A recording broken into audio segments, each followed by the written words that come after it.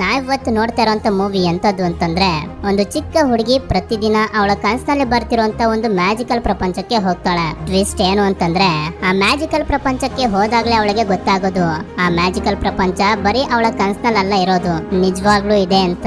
ಆ ಪ್ರಪಂಚದಲ್ಲಿರುವಂತ ಅವಳ ಫ್ರೆಂಡ್ಸ್ ಗಳನ್ನ ಕಾಪಾಡೋದಕ್ಕೆ ಒಂದು ಡ್ರ್ಯಾಗನ್ ಅನ್ನ ಸಾಯಿಸ್ತಾಳೆ. ಆ ಡ್ರ್ಯಾಗನ್ ಅನ್ನ ಯಾಕೆ ಸಾಯಿಸ್ತಾಳೆ, ಅದಕ್ಕೆ ಕಾರಣ ಏನು, ಸಾಯಿಸಿದ್ರು ಹೇಗ್ ಸಾಯಿಸ್ತಾಳೆ ಅಂತ ನಾವು ತಿಳ್ಕೊಬೇಕು ಅಂತಂದ್ರೆ ಮೂವಿನ ಕೊನೆವರೆಗೂ ನೋಡ್ಬೇಕು. ಅಂದಂಗೆ ಈ ಮೂವಿ ಹೆಸರು ಆಲಿಸ್ ಇನ್ ದ ವಂಡರ್ಲ್ಯಾಂಡ್ ಅಂತ.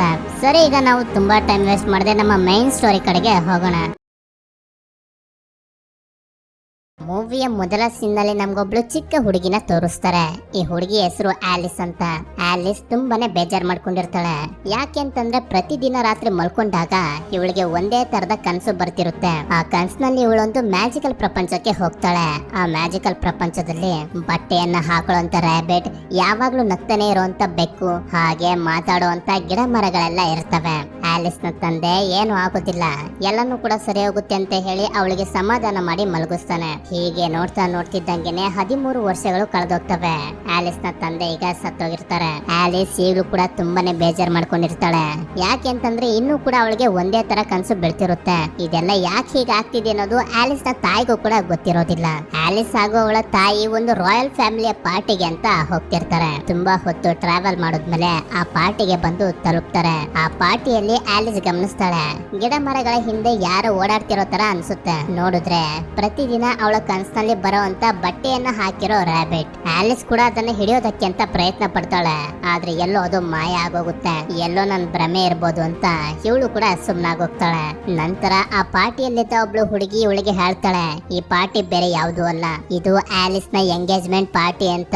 ಹೌದು, ಆಲಿಸ್ ನ ತಾಯಿ ಹಿಮೇಶ್ ಅನ್ನೋ ಒಬ್ಬ ಶ್ರೀಮಂತ ಮನೆಯ ಹುಡುಗನ್ ಜೊತೆ ಆಲಿಸ್ ನ ಎಂಗೇಜ್ಮೆಂಟ್ ಮಾಡೋದಕ್ಕೆ ಇಲ್ಲಿಗೆ ಕರ್ಕೊಂಡ್ ಬಂದಿರ್ತಾರೆ. ಇದನ್ನ ಕೇಳಿ ಆಲಿಸ್ ಕಂತೂ ತಲೆ ಕೆಟ್ಟೋಗುತ್ತೆ.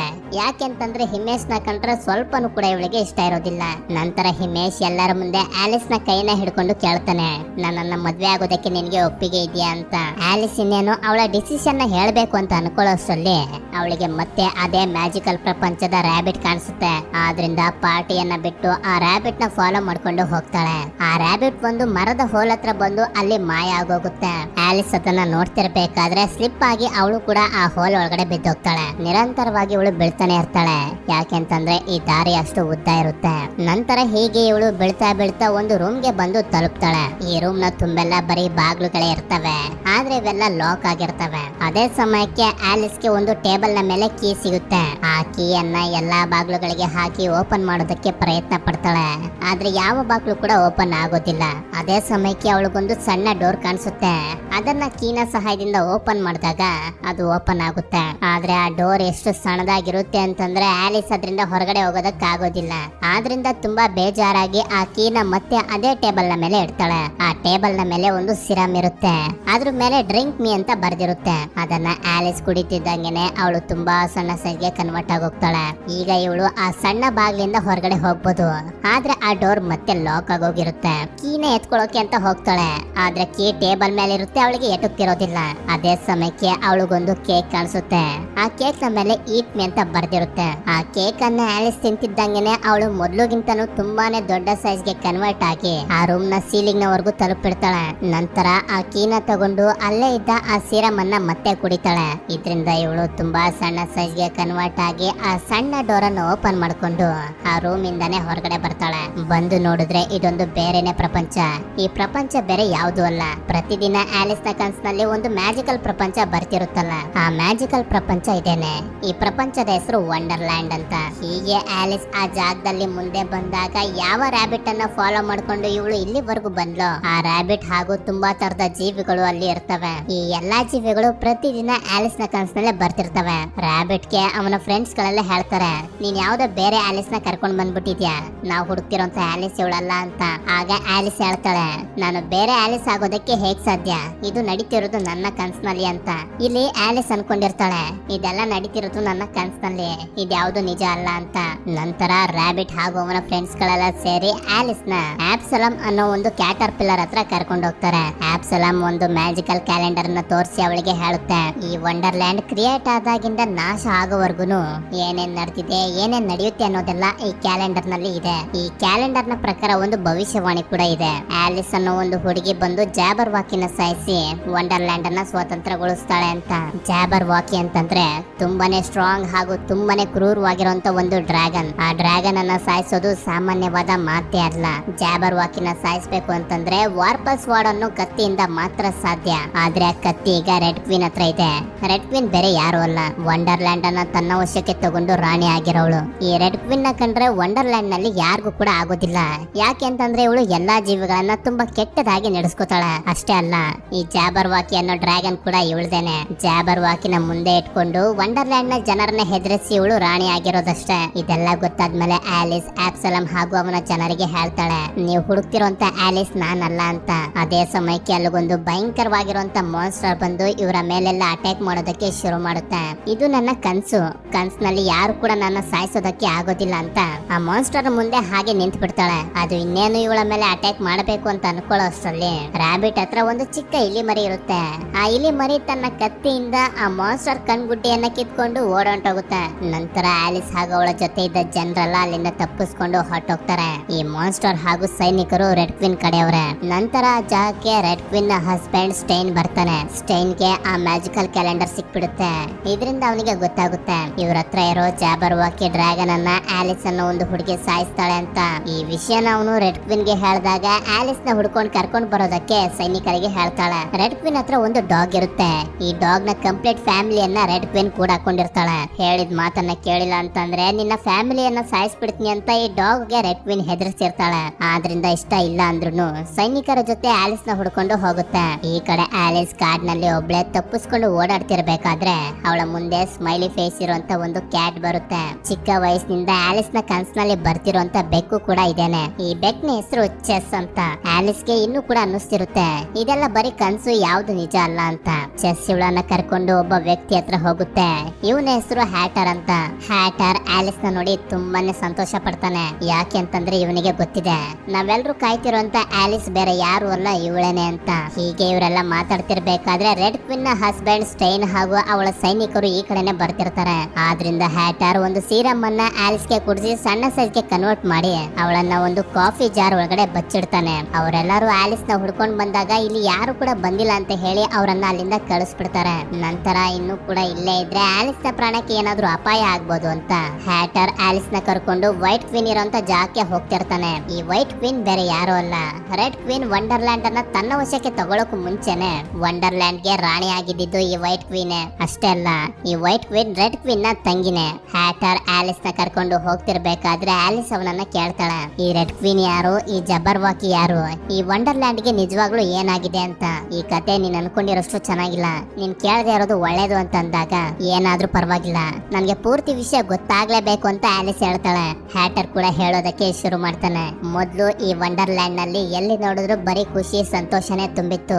ನಾನು ವೈಟ್ ಕ್ವೀನ್ ಗೋಸ್ಕರ ಕೆಲಸ ಮಾಡ್ತಿದ್ದೆ. ಹೀಗೆ ಇರ್ಬೇಕಾದ್ರೆ ಒಂದು ದಿನ ಜಾಬರ್ ವಾಕಿ ಬಂದು ಈ ಜಾಗದ ಮೇಲೆ ಅಟ್ಯಾಕ್ ಮಾಡಿ ಸುಟ್ಟು ಬೂದಿ ಮಾಡ್ಬಿಟ್ಟ. ಈ ಯುದ್ಧದಲ್ಲಿ ಸೋತಿದ್ರಿಂದ ವೈಟ್ ಕ್ವೀನ್ ನ ಕಿರೀಟ ರೆಡ್ ಕ್ವೀನ್ ಹತ್ರ ಹೋಯ್ತು. ಆದ್ರಿಂದ ಅವಳೇ ಈ ವಂಡರ್ಲ್ಯಾಂಡ್ ಗೆ ರಾಣಿ ಆದ್ಲು. ಅವಳು ರಾಣಿ ಆದಾಗಿಂದ ಎಲ್ಲಿ ನೋಡಿದ್ರು ಸುಖ ಸಂತೋಷ ಇರ್ತಿದ್ದಂತ ವಂಡರ್ಲ್ಯಾಂಡ್ ನಲ್ಲಿ ಜನ ನಗೋದನ್ನೇ ಬಿಟ್ಬಿಟ್ರು.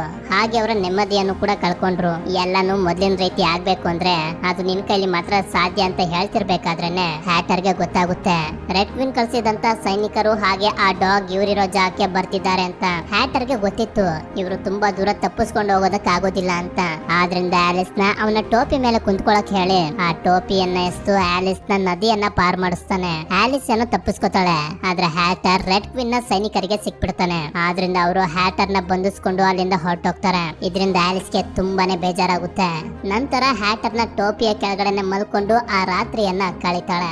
ಮಾರನೇ ದಿನ ಎದ್ದು ನೋಡಿದ್ರೆ ಆಲಿಸ್ ನ ಹಿಡಿಯೋದಕ್ಕೆ ಪ್ರಯತ್ನ ಪಡ್ತಿತ್ತಲ್ಲ ಆ ಡಾಗ್ ಅವಳ ಮುಂದೆನೆ ಇರುತ್ತೆ. ಆಲಿಸ್ ಅದನ್ನ ಕೇಳ್ತಾಳೆ, ಯಾಕೆ ಹೀಗ್ ಮಾಡಕ್ ಹೋದೆ, ನಿನ್ನಿಂದ ಹ್ಯಾಟರ್ ಅವ್ರ ಕೈಗೆ ಸಿಕ್ಬಿಟ್ಟ ಅಂತ. ಆಗ ಡಾಗ್ ಹೇಳುತ್ತೆ, ರೆಡ್ ಕ್ವೀನ್ ನನ್ನ ಫ್ಯಾಮಿಲಿಯನ್ನ ಕೂಡ ಕೊಂಡಿದ್ದಾಳೆ. ಈ ಕೆಲ್ಸನ ಮಾಡ್ಲಿಲ್ಲ ಅಂತಂದ್ರೆ ಅವರನ್ನ ಸಾಯಿಸ್ಬಿಡ್ತೀನಿ ಅಂತ ಹೆದರ್ಸಿದ್ಲು. ಆದ್ರಿಂದ ಈ ಕೆಲ್ಸನ ಮಾಡ್ಬಿಟ್ಟೆ ನನ್ನನ್ನ ಕ್ಷಮಿಸ್ಬಿಡು ಅಂತ. ಸರಿ, ನನ್ನ ರೆಡ್ ಕ್ವೀನ್ ಹತ್ರ ಕರ್ಕೊಂಡು ಹೋಗು, ನಾನು ಹ್ಯಾಟರ್ನ ಕಾಪಾಡ್ಬೇಕು ಅಂತ ಅಂದಾಗ ಆ ಡಾಗ್ ಕೂಡ ಆಲಿಸ್ ನ ಕರ್ಕೊಂಡು ರೆಡ್ ಕ್ವೀನ್ ನ ಅರಮನೆ ಹತ್ರ ಬರುತ್ತೆ. ಅಲ್ಲಿ ಬಂದು ನೋಡಿದ್ರೆ ರೆಡ್ ಕ್ವೀನ್ ವಂಡರ್ಲ್ಯಾಂಡ್ ನ ಪ್ರಾಣಿಗಳ ಜೊತೆ ತುಂಬಾ ಕೆಟ್ಟದಾಗಿ ಬಿಹೇವ್ ಮಾಡ್ತಿರ್ತಾಳೆ. ಇಲ್ಲಿ ಆಲಿಸ್ ಯಾರಿಗೂ ಕೂಡ ಕಾಣಿಸೋದಿಲ್ಲ. ಯಾಕೆ ಅಂತಂದ್ರೆ ಇವಳು ತುಂಬಾ ಸಣ್ಣ ಸೈಜ್ ಅಲ್ಲಿ ಇರ್ತಾಳೆ. ಅಲ್ಲೇ ರಾಬಿಟ್ ಕೂಡ ಇರ್ತಾನೆ. ಆಲಿಸ್ ನ ನಾರ್ಮಲ್ ಸೈಜ್ ಗೆ ಕನ್ವರ್ಟ್ ಮಾಡೋದಕ್ಕೆ ಅಂತ ಒಂದು ಕೇಕ್ ಪೀಸ್ ಅನ್ನ ಕೊಟ್ಟು ತಿನ್ನೋದಕ್ಕೆ ಅಂತ ಹೇಳ್ತಾನೆ. ಆದ್ರೆ ಆಲಿಸ್ ಸ್ವಲ್ಪ ಜಾಸ್ತಿನೇ ತಿನ್ಬಿಡ್ತಾಳೆ. ಇದರಿಂದ ಅವಳು ನಾರ್ಮಲ್ ಸೈಜ್ ಗಿಂತ ತುಂಬಾನೇ ದೊಡ್ಡ ಸೈಜ್ ಗೆ ಕನ್ವರ್ಟ್ ಆಗೋಗ್ತಾಳೆ. ಅವಳನ್ನ ನೋಡಿ ರೆಡ್ ಕ್ವೀನ್ ಬಂದು ಕೇಳ್ತಾಳೆ, ಯಾರ್ ನೀನು ಇಲ್ಲಿ ಏನ್ ಮಾಡ್ತಿದ್ಯಾ ಅಂತ. ಆಗ ಆಲಿಸ್ ಒಂದು ಖಾತೆನೆ ಕಟ್ಬಿಡ್ತಾಳೆ. ನನ್ನ ಹೆಸರು ಆಮ್ ಅಂತ, ನಾನು ಆಂಬ್ರಿಡ್ಜ್ ಅನ್ನೋ ಒಂದು ಜಾಗದಿಂದ ಬಂದಿದ್ದೀನಿ. ನಾನು ಇಷ್ಟುದ್ದ ಇರೋದ್ರಿಂದ ನಮ್ಮ ಹಳ್ಳಿಯವರು ನನ್ನನ್ನ ನೋಡಿ ಆಡ್ಕೊತಿದ್ರು, ಆದ್ರಿಂದ ನಿಮ್ಮ ಹತ್ರ ಬಂದಿದ್ದೀನಿ. ಯಾರಾದ್ರೂ ನಮ್ಮನ್ನ ನೋಡಿ ಆಡ್ಕೊಂಡ್ರೆ ಅದು ಹೇಗನ್ಸುತ್ತೆ ಅನ್ನೋದು ನಿಮ್ಗೆ ಗೊತ್ತಿದೆ ಅನ್ಕೋತೀನಿ, ಆದ್ರಿಂದ ನಿಮ್ಮನ್ನ ನಂಬ್ಕೊಂಡು ಇಲ್ಲಿಗೆ ಬಂದಿದ್ದೀನಿ ಅಂತ. ಇಲ್ಲಿ ರೆಡ್ ಕ್ವೀನ್ ನ ತಲೆ ತುಂಬಾ ದೊಡ್ಡದಿರೋದ್ರಿಂದ ಅವಳ ತಲೆಯನ್ನ ನೋಡಿ ಜನರು ಆಡ್ಕೋತಾರೆ. ಅದು ರೆಡ್ ಕ್ವೀನ್ ಗೆ ಕೂಡ ಗೊತ್ತಿದೆ. ಆದ್ರಿಂದ ಯಾರು ನೋಡೋದಕ್ಕೆ ಚೆನ್ನಾಗಿರಲ್ವೋ ಹಾಗೆ ಯಾರು ಅಬ್ನಾರ್ಮಲ್ ಆಗಿರ್ತಾರೋ ಅವರಿಗೆ ಆಶ್ರಯ ಕೊಟ್ಟು ತನ್ನ ಅರಮನೆಯಲ್ಲಿ ಈ ರೆಡ್ ಕ್ವೀನ್ ಇರಿಸ್ಕೊಂಡಿರ್ತಾಳೆ. ಅದೇ ತರ ಆಲಿಸ್ ನು ಕೂಡ ತನ್ನ ಜೊತೆ ಅರಮನೆಯಲ್ಲೇ ಇರಿಸ್ಕೊತಾಳೆ. ನಂತರ ರೆಡ್ ಕ್ವೀನ್ ಹ್ಯಾಟರ್ ನ ಕರೆಸಿ ಕೇಳ್ತಾಳೆ, ಆ ಆಲಿಸ್ ಎಲ್ಲಿ ಅಂತ. ಯಾಕೆ ಅಂತಂದ್ರೆ ಇವಳೆ ಆಲಿಸ್ ಅಂತ ಹ್ಯಾಟರ್ ಗೆ ಬಿಟ್ಟು ಇನ್ಯಾರಿಗೂ ಕೂಡ ಇಲ್ಲಿ ಗೊತ್ತಿಲ್ಲ. ಅವಳ ಮಾತನ್ನ ಮರ್ಸೋದಕ್ಕೆ ಹ್ಯಾಟರ್ ಅವಳಿಗೆ ಹೇಳ್ತಾನೆ, ನಾನು ನಿನ್ಗೋಸ್ಕರ ಹ್ಯಾಟ್ ಗಳನ್ನ ಮಾಡ್ಕೊಡ್ತೀನಿ. ಆ ಹ್ಯಾಟ್ ಗಳಿಂದ ನಿನ್ನ ಈ ದೊಡ್ಡ ತಲೆಯನ್ನ ಮುಚ್ಕೊಳ್ಬಹುದು, ಹಾಗೆ ಅದರಿಂದ ನಿನ್ನ ಸೌಂದರ್ಯನು ಕೂಡ ಹೆಚ್ಚುತ್ತೆ ಅಂತಂದಾಗ ರೆಡ್ ಕ್ವೀನ್ ಕೂಡ ಅದಕ್ಕೆ ಒಪ್ಕೋತಾಳೆ. ನಂತರ ಹ್ಯಾಟರ್ ರೆಡ್ ಕ್ವೀನ್ ಗೋಸ್ಕರ ಹ್ಯಾಟ್ ಗಳನ್ನ ಮಾಡ್ತಿರ್ಬೇಕಾದ್ರೆ ಅಲ್ಲಿಗೆ ಆಲಿಸ್ ಬಂದು ಕೇಳ್ತಾಳೆ, ಏನ್ ಮಾಡ್ತಿದ್ಯಾ ಅಂತ. ಇಲ್ಲಿರೋದ್ರಿಂದ ನಾನು ಏನ್ ಮಾಡ್ತಿದ್ನಿ ಅನ್ನೋದು ನನ್ಗೆ ಅರ್ಥ ಆಗ್ತಿಲ್ಲ. ಇನ್ನು ನಾನು ಇಲ್ಲೇ ಇದ್ರೆ ಹುಚ್ಚ ಆಗೋಗ್ತೀನಿ ಅಂತ ಹೇಳ್ತಿರ್ಬೇಕಾದ್ರೆ ಆಲಿಸ್ ಅವನಿಗೆ ಸಮಾಧಾನ ಮಾಡ್ತಾಳೆ, ನೀನ್ ಏನು ಯೋಚನೆ ಮಾಡ್ಬೇಡ, ನಿನ್ನನ್ನ ಇಲ್ಲಿಂದ ನಾನು ಬಿಡಿಸ್ಕೊಂಡು ಹೋಗ್ತೀನಿ ಅಂತ. ಸರಿ ಅಂತ ಹೇಳಿ ಹ್ಯಾಟರ್ ಆಲಿಸ್ ಕೇಳ್ತಾನೆ, ನೀನು ಮೊದ್ಲು ವಾರ್ಪಲ್ ಸ್ವಾಡ್ ಅನ್ನ ಹುಡುಕ್ಬೇಕು ಅಂತ. ಈ ವಾರ್ಪಲ್ ಸ್ವಾಡ್ ಬೇರೆ ಯಾವುದು ಅಲ್ಲ, ಜಾಬರ್ ವಾಕಿನ ಸಾಯಿಸೋದಕ್ಕಿದೆಯಲ್ಲ ಅದೇ ಕತ್ತಿ. ವಾರ್ಪಲ್ ಸ್ವಾಡ್ ಎಲ್ಲಿದೆ ಅನ್ನೋದು ರಾಬಿಟ್ ಗೆ ಗೊತ್ತು. ನೀನು ಅವನನ್ನ ಮೀಟ್ ಮಾಡೋ, ಅವನು ನಿನ್ಗೆ ತೋರಿಸ್ತೇನೆ ಅಂತ ಅಂದಾಗ ಆಲಿಸ್ ಕೂಡ ರಾಬಿಟ್ ಹತ್ರ ಬರ್ತಾಳೆ. ರಾಬಿಟ್ ಕೂಡ ಎಲ್ಲಾ ಸೈನಿಕರ ಕಣ್ಣನ್ನ ತಪ್ಪಿಸಿ ಆಲಿಸ್ ನ ಕರ್ಕೊಂಡ್ ಬಂದು ಒಂದು ರೂಮ್ ಅನ್ನ ತೋರಿಸಿ ಹೇಳ್ತಾನೆ, ಅದೇ ರೂಮ್ ನ ಒಳಗಡೆ ವಾರ್ಪಲ್ ಸ್ವಾಡ್ ಇರೋದು ಅಂತ. ಆಲಿಸ್ ಆ ರೂಮ್ ಹತ್ರ ಬಂದು ಅದ್ರ ಒಳಗಡೆ ನೋಡಿದಾಗ ಈಗಾಗ್ಲೇ ಆಲಿಸ್ ನ ಮೇಲೆ ಅಟ್ಯಾಕ್ ಮಾಡಿತ್ತಲ್ಲ ಆ ಮಾನ್ಸ್ಟರ್ ಅದ್ರೊಳಗಡೆ ಇರುತ್ತೆ. ಆದ್ರಿಂದ ಆಲಿಸ್ ಆ ಸಣ್ಣ ಇಲಿ ಹತ್ರ ಬರ್ತಾಳೆ. ಅದೇ ಮಾನ್ಸ್ಟರ್ ಕಣ್ಗುಡ್ಡೆಯನ್ನ ಕಿತ್ಕೊಂಡು ಓಡೋಗಿತ್ತಲ್ಲ ಅದೇ ಇಲಿ ಹತ್ರ. ಅದ್ರ ಹತ್ರ ಇದ್ದಂತ ಕಣ್ಣನ್ನ ಇಸ್ಕೊಂಡು ಬಂದು ಆ ಮಾನ್ಸ್ಟರ್ ಗೆ ವಾಪಸ್ ಕೊಟ್ಬಿಡ್ತಾಳೆ. ಇದರಿಂದ ಆಲಿಸ್ ಆ ಮಾನ್ಸ್ಟರ್ ಗೆ ಏನು ಕೂಡ ಮಾಡೋದಿಲ್ಲ.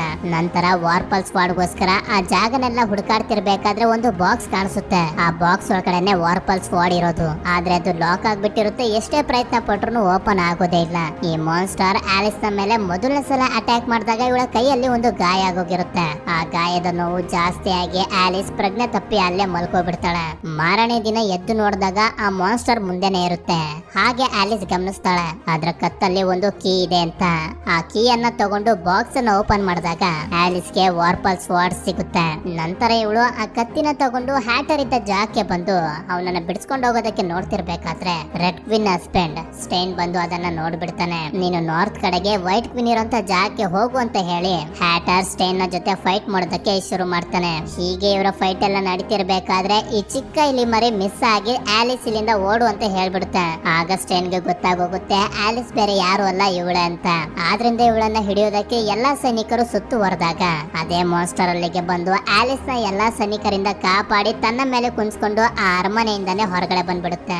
ನಂತರ ಆಲಿಸ್ ಅಲ್ಲಿಂದ ಸೀದಾ ವೈಟ್ ಕ್ವೀನ್ ನ ಅರಮನೆಗೆ ಬರ್ತಾಳೆ. ಹಾಗೆ ಅವಳ ಹತ್ರ ಇದ್ದಂತ ವಾರ್ಪಲ್ ಸ್ವಾಡ್ ಅನ್ನ ವೈಟ್ ಕ್ವೀನ್ ಗೆ ಕೊಡ್ತಾಳೆ. ಯಾಕೆ ಅಂತಂದ್ರೆ ಈ ಕತ್ತಿ ವೈಟ್ ಕ್ವೀನ್ ದೇನೆ. ವೈಟ್ ಕ್ವೀನ್ ರೆಡ್ ಕ್ವೀನ್ ತರ ಅಲ್ಲ, ಇವಳು ತುಂಬಾನೇ ಒಳ್ಳೆ ರಾಣಿ. ಯಾವುದೇ ಜೀವಿಗೂ ಒಂದು ಸಣ್ಣ ನೋವನ್ನು ಕೂಡ ಇವಳು ಮಾಡೋದಿಲ್ಲ. ನಂತರ ವೈಟ್ ಕ್ವೀನ್ ಒಂದು ಸೀರಮ್ ಅನ್ನ ಮಾಡಿ ಆಲಿಸ್ ಗೆ ಕುಡಿಸ್ತಾಳೆ. ಇದರಿಂದ ಆಲಿಸ್ ಅವಳ ನಾರ್ಮಲ್ ಸೈಜ್ ಗೆ ಬರ್ತಾಳೆ. ಈ ಕಡೆ ನಮ್ಗೆ ರೆಡ್ ಕ್ವೀನ್ ನ ಅರಮನೆಯಲ್ಲಿ ತೋರಿಸ್ತಾರೆ. ಹ್ಯಾಟರ್ ನ ಬಂದಿ ಮಾಡಿ ಕೂಡ ಹಾಕಿರ್ತಾರೆ.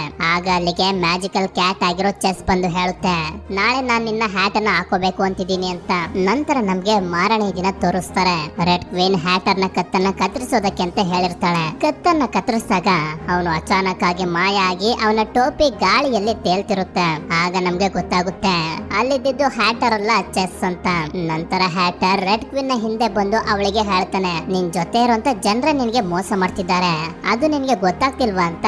ಅಲ್ಲಿದ್ದಂತ ಜನರ ಫೇಕ್ ಬಾಡಿ ಪಾರ್ಟ್ಸ್ ಗಳನ್ನ ಕಿತ್ತು ಎಸಿತಾನೆ. ಈ ಜನರೆಲ್ಲ ಬೇಕು ಅಂತಾನೆ ಕೆಟ್ಟದಾಗಿ ಕಾಣೋ ರೀತಿ ಮೇಕಪ್ ಅನ್ನ ಮಾಡ್ಕೊಂಡಿರ್ತಾರೆ. ಯಾಕೆ ಅಂತಂದ್ರೆ ಇದರಿಂದನಾದ್ರೂ ರೆಡ್ ಕ್ವೀನ್ ನ ಟಾರ್ಚರ್ ಇಂದ ತಪ್ಪಿಸ್ಕೋಬಹುದು ಅಂತ. ಇದರಿಂದ ರೆಡ್ ಕ್ವೀನ್ ಗೆ ತುಂಬಾ ಕೋಪ ಬಂದು ಅವಳಿಗೆ ಮೋಸ ಮಾಡಿದವರ ಕತ್ತನ್ನ ಕತ್ತರಿಸೋದಕ್ಕೆ ಹೇಳ್ತಾಳೆ. ಹ್ಯಾಟರ್ ಅಲ್ಲಿಂದ ಕೆಳಗಡೆ ಬಂದು ಅಲ್ಲಿ ನಿಂತಿದ್ದಂತ ಜನರಿಗೆಲ್ಲ ಹೇಳ್ತಾನೆ, ನಾವಿನ್ ಮೇಲೆ ರೆಡ್ ಕ್ವೀನ್ ಕೊಡ್ತಿರೋಂತ ಟಾರ್ಚರ್ ಅನ್ನ ತಡ್ಕೊಳ್ಳೋಂತ ಯಾವುದೇ ಅವಶ್ಯಕತೆ ಇಲ್ಲ. ಆಲಿಸ್ ವಂಡರ್ಲ್ಯಾಂಡ್ ಗೆ ಬಂದಾಯ್ತು, ನಾವೆಲ್ಲರೂ ಅವಳ ಜೊತೆ ಸೇರಿ ಈ ರೆಡ್ ಕ್ವೀನ್ ನ ವಿರುದ್ಧ ಯುದ್ಧ ಮಾಡಬೇಕು ಅಂತ. ಇದರಿಂದ ಎಲ್ಲರಿಗೂ ಕೂಡ ತುಂಬಾನೇ ಖುಷಿಯಾಗಿ ರೆಡ್ ಕ್ವೀನ್ ನ ವಿರುದ್ಧ ಯುದ್ಧ ಮಾಡೋದಕ್ಕೆ ಒಪ್ಕೋತಾರೆ. ರೆಡ್ ಕ್ವೀನ್ ಅವಳ ಹಸ್ಬೆಂಡ್ ಸ್ಟೈನ್ ಗೆ ಹೇಳ್ತಾಳೆ, ಜಾಬರ್ ವಾಕಿನ ರೆಡಿ ಮಾಡ್ಸು, ನಾವು ವೈಟ್ ಕ್ವೀನ್ ನ ಮೇಲೆ ಅಟ್ಯಾಕ್ ಮಾಡೋದಕ್ಕೆ ಹೋಗ್ತಿದೀವಿ ಅಂತ. ಈ ಕಡೆ ನಮ್ಗೆ ವೈಟ್ ಕ್ವೀನ್ ನ ಅರಮನೆಯಲ್ಲಿ ತೋರಿಸ್ತಾರೆ. ಆಲಿಸ್ ವೈಟ್ ಕ್ವೀನ್ ಗೆ ಹೇಳ್ತಾಳೆ, ನೀನು ಇಷ್ಟೊಂದು ಮ್ಯಾಜಿಕ್ ನೆಲ್ಲ ಕಲ್ತಿದ್ಯಾ, ಇಷ್ಟೊಂದು ಪವರ್ಫುಲ್ ಆಗಿದ್ಯಾ, ನೀನೇ ಯಾಕೆ ಜಾಬರ್ ವಾಕಿನ ಸಾಯಿಸಬಾರದು ಅಂತ. ಆಗ ವೈಟ್ ಕ್ವೀನ್ ಹೇಳ್ತಾಳೆ, ನಾನು ಯಾವುದೇ ಜೀವಿಗೂ ನೋವನ್ನ ಮಾಡೋದಿಲ್ಲ ಅಂತ ಪ್ರತಿಜ್ಞೆ ಮಾಡಿದೀನಿ ಅಂತ. ಅದೇ ಸಮಯಕ್ಕೆ ವೈಟ್ ಕ್ವೀನ್ ದುರ್ಬಿನಲ್ಲಿ ನೋಡಿದಾಗ ಹ್ಯಾಟರ್ ಹಾಗೆ ಆಲಿಸ್ ನ ಫ್ರೆಂಡ್ಸ್ ಗಳೆಲ್ಲ ಬರ್ತಿರ್ತಾರೆ. ಹಾಗೆ ಮೊದಲು ರೆಡ್ ಕ್ವೀನ್ ನ ಸೈನಿಕರ ಜೊತೆ ಸೇರಿ ಆಲಿಸ್ ನ ಹುಡುಕ್ತಿತ್ತಲ್ಲ ಡಾಗ್, ಅದರ ಫ್ಯಾಮಿಲಿಯನ್ನು ಕೂಡ ಬಿಡಿಸ್ಕೊಂಡು ಕರ್ಕೊಂಡು ಬರ್ತಿರ್ತಾರೆ. ಡಾಗ್ ಗೆ ಅದರ ಫ್ಯಾಮಿಲಿ ವಾಪಸ್ ಸಿಕ್ಕಿರೋದಕ್ಕೆ ತುಂಬಾನೇ ಸಂತೋಷ ಪಡುತ್ತೆ. ಮಾರನೇ ದಿನ ಜಾಬರ್ ವಾಕಿ ವಿರುದ್ಧ ಯಾರು ಯುದ್ಧ ಮಾಡೋದು ಅಂತ ಡಿಸೈಡ್ ಮಾಡ್ತಿರ್ತಾರೆ. ಹ್ಯಾಟರ್ ಹಾಗೆ ತುಂಬಾ ಜನ ನಾವು ಜಾಬರ್ ವಾಕಿ ವಿರುದ್ಧ ಯುದ್ಧ ಮಾಡ್ತೀವಿ ಅಂತ ಮುಂದೆ ಬರ್ತಾರೆ. ಆಗ ರ್ಯಾಬಿಟ್ ಆ ಮ್ಯಾಜಿಕಲ್ ಕ್ಯಾಲೆಂಡರ್ ನ ಓಪನ್ ಮಾಡ್ತಾನೆ. ಆಗ ಎಲ್ಲರಿಗೂ ಗೊತ್ತಾಗುತ್ತೆ ಈ ಕೆಲಸನ ಮಾಡೋದಕ್ಕಾಗೋದು ಆಲಿಸ್ ಕೈಲಿ ಮಾತ್ರ. ಆಲಿಸ್ ನ ಬಿಟ್ಟು ಇನ್ಯಾರೇ ಜಾಬರ್ ವಾಕಿ ಮುಂದೆ ಹೋದ್ರು ಅವರು ಸತ್ತೋಗ್ತಾರೆ ಅಂತ.